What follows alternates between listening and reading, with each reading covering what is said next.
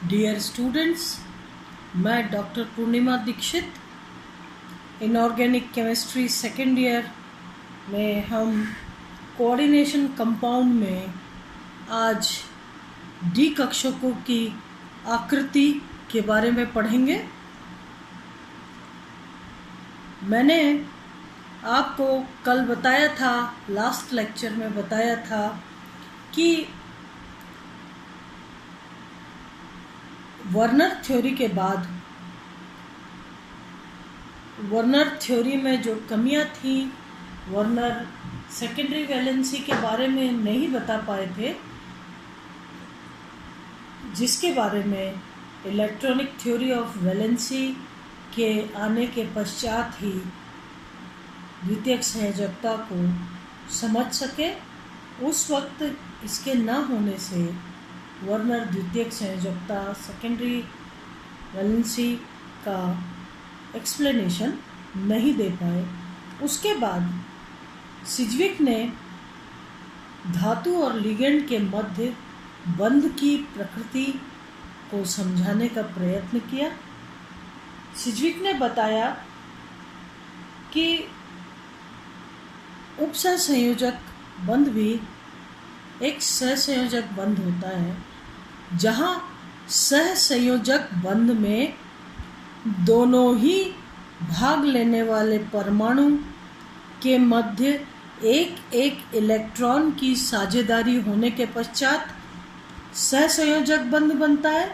इसी प्रकार से उपसहसंयोजक बंध भी दोनों परमाणु के मध्य दो इलेक्ट्रॉन की साझेदारी या शेयरिंग होती है, परंतु फर्क सिर्फ इतना होता है कि यहाँ पर दोनों ही इलेक्ट्रॉन लिगेंड के द्वारा दिए जाते हैं, लिगेंड के डोनर एटम के द्वारा दिए जाते हैं। तो ये भी उपसहसंयोजक बंध भी एक प्रकार का सहसंयोजक बंध है, परंतु इलेक्ट्रॉन दोनों ही इलेक्ट्रॉन जो साझे के हैं वो लिगेंड के द्वारा, लिगेंड के डोनर एटम के द्वारा दिए जाते हैं। इस प्रकार से सिज्विक ने कहा कि कोई भी धातु परमाणु अपने चारों तरफ इतने लिगेंडों के द्वारा जुड़ी हुई होती है कि उसका इफेक्टिव एटॉमिक नंबर, प्रभावी नाभिकीय आवेश आगे आने वाली अक्रिय गैस के बराबर पहुंच जाए। जैसे कि कल आप लोगों ने उदाहरण के तौर पर देखा था, कोबाल्ट NH3 में कोबाल्ट चूँकि ऊपर +3 आवेश लगा है, इसका मतलब कोबाल्ट जो है ये +3 ऑक्सीकरण अवस्था में है। तो कोबाल्ट का एटॉमिक नंबर 27, ये अपने चारों तरफ 6 NH3 लिगेंड से जुड़ी हुई है। प्रत्येक नाइट्रोजन एटम 2 इलेक्ट्रॉन कोबाल्ट को दे करके एक उपसहसंयोजक बंध बना रहा है। इस प्रकार से 6 NH3 लिगेंड 12 इलेक्ट्रॉन्स कोबाल्ट को दे करके और 6 ही उपसहसंयोजक बंध बना रहे हैं। इस प्रकार से कोबाल्ट का एटॉमिक नंबर 27 और इलेक्ट्रॉन्स उसने जो लिगेंड से ग्रहण किए हैं वो हैं 12। कोबाल्ट जो है ये +3 ऑक्सीकरण अवस्था में से 27 में से 3 इलेक्ट्रॉन अगर हटा दिए जाएं तो कोबाल्ट का जो इलेक्ट्रॉनों की संख्या है वो हो गई 24। इलेक्ट्रॉन जो इन्होंने लिगेंड से ग्रहण किए हैं इसने, वो हो गए 12। कुल मिला के इलेक्ट्रॉन की संख्या 24 + 12 36 हो गई। इसका क्या मतलब हुआ कि कोबाल्ट का प्रभावी परमाणु क्रमांक 36 हो गया, यानी खुद में उपस्थित इलेक्ट्रॉन प्लस लिगेंड्स के द्वारा दिए गए इलेक्ट्रॉन की कुल संख्या आगे आने वाले अक्रिय गैस के बराबर हो जाती है। अब जानते हैं 24 और 12 36 आगे आने वाली अक्रिय गैस या उत्तम गैस क्रिप्टॉन, जिसका परमाणु क्रमांक 36 है। तो यहाँ पर कोबाल्ट का जो इफेक्टिव एटॉमिक नंबर है वो कितना हो गया? 36। उसी तरीके से कल मैंने आपको K4Fe6 के केस में समझाया था। यहाँ पर आयरन जो है +2 स्टेट में है। आयरन का परमाणु क्रमांक 26, +2 यानी उपस्थित इलेक्ट्रॉन की संख्या 24, 6 साइनाइड लिगेंड्स, 12 इलेक्ट्रॉन यानी 6 इलेक्ट्रॉन का जोड़ा आयरन को दे रहे हैं।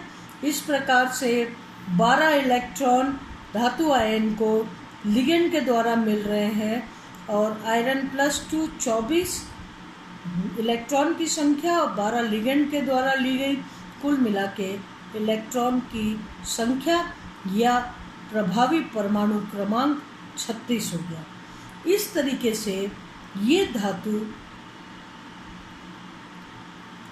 जो संकुल बनाती हैं वो संकुल स्थायी होता है। यहाँ पर कल हमने एक उदाहरण और पढ़ा था K3FeCN6 जिसमें आयरन का ऑक्सीकरण अंक +3 था। आयरन 26 +3 यानी 3 इलेक्ट्रॉन निकल गए, 23 इलेक्ट्रॉन आयरन पर बाकी रह गए। अब 6 साइनाइड आयन द्वारा 12 इलेक्ट्रॉन दिए। कुल जो इलेक्ट्रॉन है इस आयरन परमाणु पर या आयरन आयन पर +2 आयन पर +3 आयन पर ये कुल इलेक्ट्रॉन की संख्या हो गई 35। 35 होते हुए भी 36 न होते हुए 35 होते हुए भी K3FeCN6 एक स्थायी यौगिक है। तो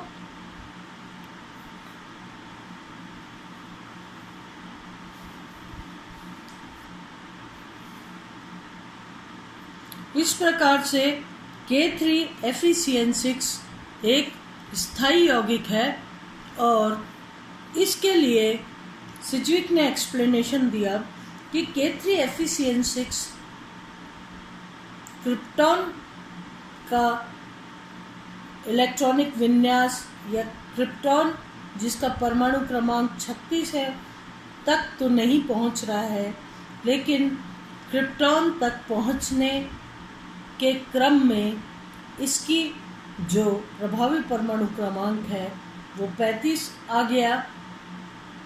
इसीलिए K3FeCN6 एक स्थायी संकुल है। ये सब हमने पढ़ा था। इसके बाद ये पढ़ा था कि किस तरीके से सिज्विक का जो सिद्धांत है उसके मुताबिक वो K3FeCN6 को पूरी तरीके से नहीं समझा पाए। हालांकि उन्होंने कोशिश की।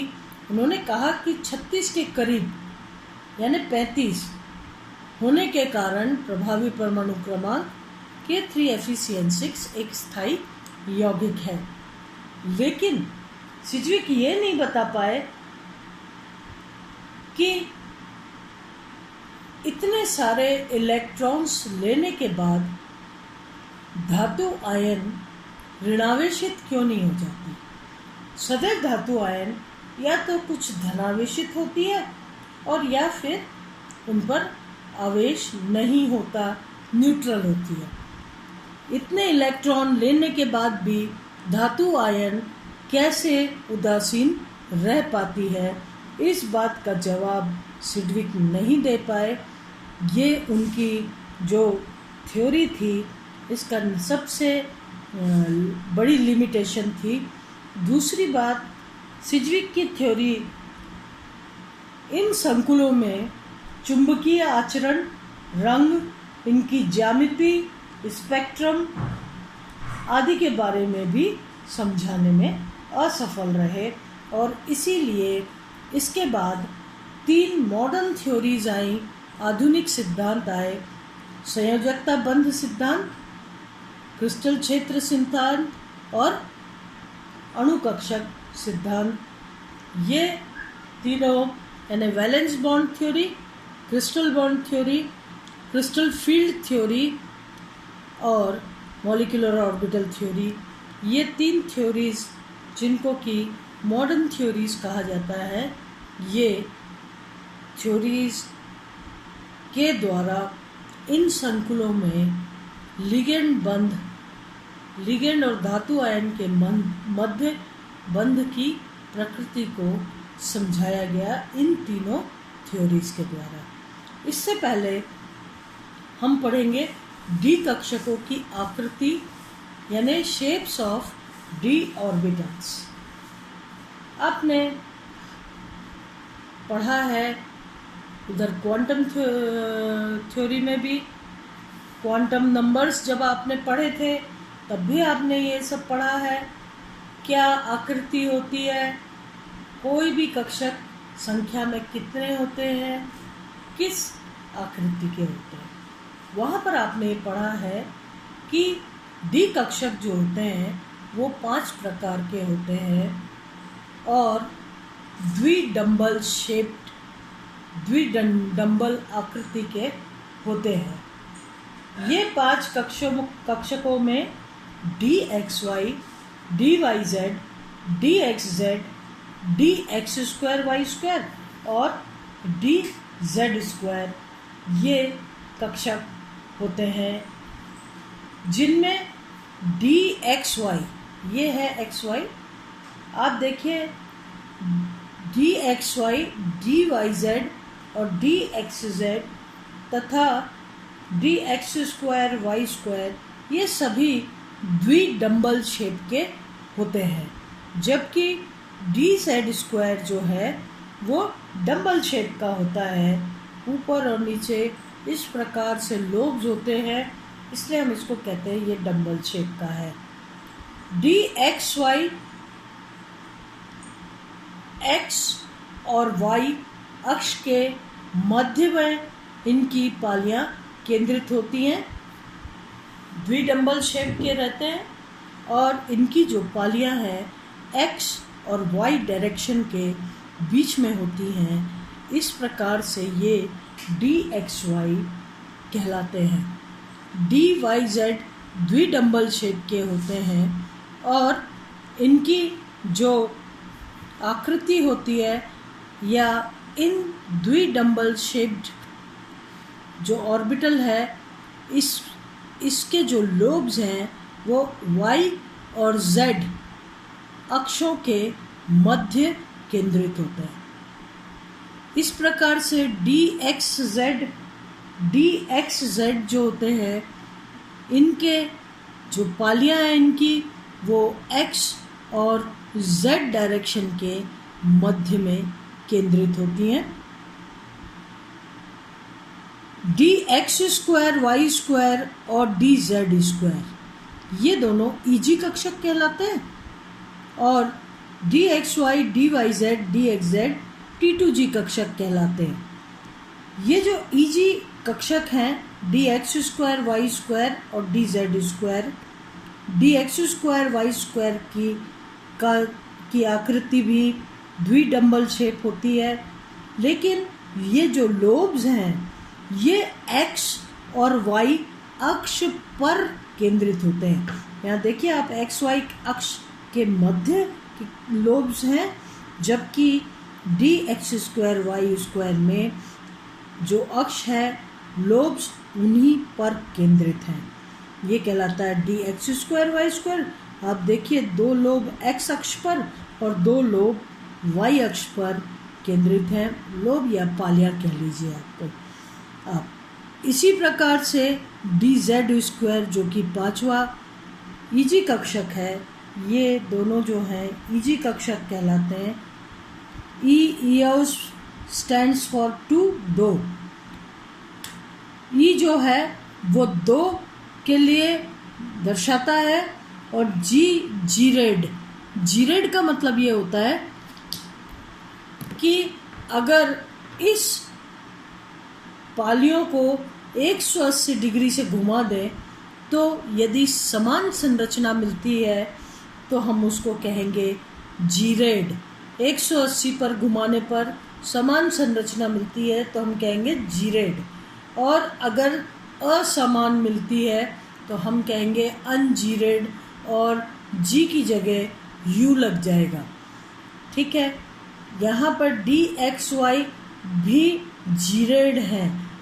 ये तीनों कक्षक जीरेड हैं, इसलिए हम इनको कहते हैं T2G कक्षक। T यानी ट्रिपलेट, ट्रिपलेट यानी 3, 2 उससे सिमेट्री बता रहा है, और G यानी जीरेड। जब कभी आप इसको 180 डिग्री से घुमाएंगे तो समान संरचना मिलेगी। इसमें विपरीत लोब पर एक ही चार्ज होता है, इन दोनों पे प्लस प्लस, इन दोनों पे माइनस माइनस। इसी तरीके से ये प्लस प्लस और ये माइनस माइनस 180 पे घुमाएंगे तो ये पाली इधर आ जाएगी, और इस प्रकार से फिर माइनस यहीं पे आ जाएगा। इसलिए हम जी लगाते हैं, जी रेड, 180 अंश पर घुमाने पर समान संरचना मिले। इसी प्रकार से ये प्लस प्लस और ये माइनस माइनस, यहाँ पर भी इसी प्रकार से प्लस प्लस और माइनस माइनस। ये ईजी कक्षक है, जी स्टैंड्स फॉर जीरेड। अगर इस z अक्ष पर इसे 180 डिग्री से अगर घुमाया जाए तो ये जो प्लस प्लस है वो ये प्लस यहाँ आ जाएगा और ये प्लस यहाँ आ जाएगा 180 से घुमाने के पश्चात। इसलिए ये dz² भी जीरेड है और ईजी में आता है। ई यानी 2, जी फॉर जीरेड, टी यानी 3 ट्रिपली, और 3 T2G कक्षक है।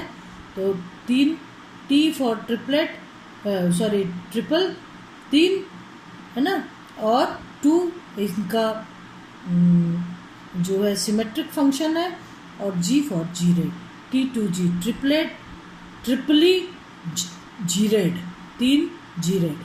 ठीक है, तो इस तरीके से ये तीनों जो हैं ये अक्ष के मध्य केंद्रित है, जबकि dx² y² और dz² अक्ष पर केंद्रित है। इसलिए जब भी कोई अष्टफलकीय संकुल बनता है तो जो 6 लिगेंड आते हैं वो x minus x, y minus y, z minus z अक्ष पर से आते हैं।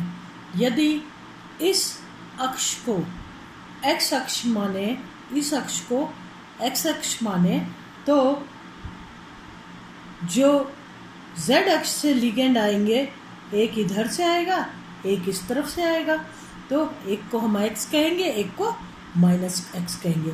इसी प्रकार से यदि इसको y अक्ष माने, ये कम से हमारा जो पेज है वो 2 डायमेंशन का है, एक x एक y, और z अक्ष इसके तल के ऊपर और नीचे है जो कि हमको नहीं दिख रहा है। इस तरीके से जब ये x अक्ष और ये y अक्ष dx² y² में इस x अक्ष पर 2 लॉबी है, पाली है, और y अक्ष पर 2 लोब हैं और या 2 पालियां हैं।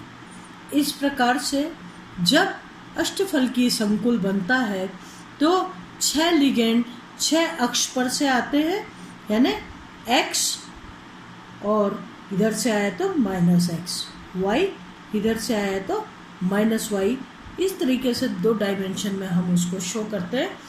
और जो बाकी दो लिगेंड्स हैं जो कि z और माइनस z से आ रहे हैं, वो इस तल के ऊपर से आ रहे हैं और एक तल के नीचे से आ रहा है।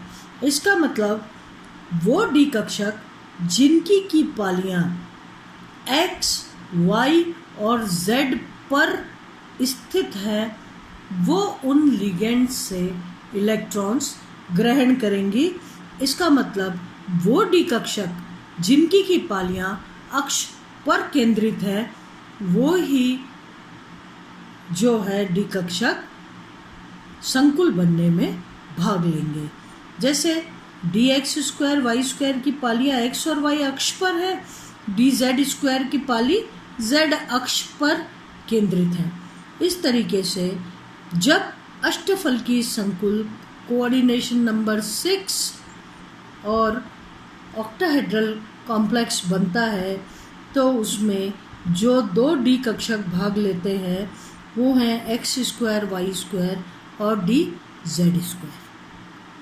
ये दोनों ईजी कक्षक संकुल बनने में भाग लेते हैं। बाकी के 3 जिनकी की पालियां अक्ष के मध्य में है, इनसे अतिव्यापन नहीं होता या कम होता है, इसलिए ये भाग न लेकर के ये दोनों डी कक्षक अष्टफलकीय संकुलों को बनने में संकुल बनने में भाग लेते हैं। जब आप जानते हैं वर्ग समतलीय संकुल एक वर्ग के x और y डायरेक्शन में वर्ग समतलीय संकुल में लिगेंड्स आते हैं। ये देखिए आप, ये जो वर्ग है इसका x तल और y तल पर लिगेंड्स आते हैं। वर्ग समतलीय संकुल कोऑर्डिनेशन नंबर 4 के लिए बनता है, या तो चतुष्फलकी बनेगा या वर्ग समतलीय। तो हम वर्ग समतलीय की यहाँ बात कर रहे हैं। जब भी वर्ग समतलीय संकुल बनता है तो वो डी कक्षक जिसकी की पाली x और y अक्ष पर होती है, कौन से हो गए, dx² y²। तो ये चारों जो पालियां हैं या ये जो कक्षक हैं dx² y², इनको खाली होना चाहिए ताकि लिगेंड इन डायरेक्शन से आके इन लोब्स में, इन पालियों में इलेक्ट्रॉन्स दे करके और वर्ग समतलीय संकुल बनाए। तो इस प्रकार से आज आपने डी कक्षकों की आकृति के बारे में पढ़ा। इस तरीके से 5 डी कक्षक होते हैं। 3 dxy dyz dxz अक्ष के मध्य इनकी पालियां स्थित होती हैं। dxy xy अक्ष के मध्य इनकी पालियां होती हैं। yz में y और z के मध्य पालियां स्थित होती हैं। dxz में x और z अक्ष के मध्य इनकी पालियां स्थित होती है। जबकि dx² y² में जो कक्षक होते हैं उनकी पालियां x और y अक्ष पर स्थित होती हैं। dz² के केस में z अक्ष पर इनकी पालियां रहती हैं और जो इलेक्ट्रॉन की रिंग है वो xy डायरेक्शन में रहती है। यदि अगर ये जो है z अक्ष यानी टेबल के ऊपर और टेबल के नीचे जो z अक्ष है, तो टेबल पर यानी xy प्लेन पर ये इलेक्ट्रॉन की रिंग उपस्थित रहती है। इसलिए z अक्ष ऊपर और नीचे दोनों प्लस है और जो माइनस चार्ज है वो इस तरीके से xy प्लेन पर स्थित होता है। तो अष्टफलकीय संकुलों में चूंकि 6 लिगेंड 6 अक्ष पर से आते हैं, x minus x, y minus y, z minus z, इसीलिए ये easy कक्षक dx² y² and dz² ये रिक्त होने चाहिए, जिसमें कि लिगेंड्स आकर lone pair of electrons they करके और जुड़कर 6 कोऑर्डिनेशन नंबर के संकुल बनाए और 6 कोऑर्डिनेशन नंबर के संकुल बनाए। तो इस प्रकार से जब भी कोऑर्डिनेशन नंबर 6 के संकुल बनते हैं तो जो 2 डी कक्षक भाग लेते हैं dx² y² एंड dz², जबकि ये 3 कक्षक जो हैं ये चतुष्फलकीय संकुल sp3 हाइब्रिडाइजेशन के द्वारा जब भी चतुष्फलकीय संकुल बनते हैं तो उनमें ये भाग लेते हैं। आज के लिए इतना ही, धन्यवाद।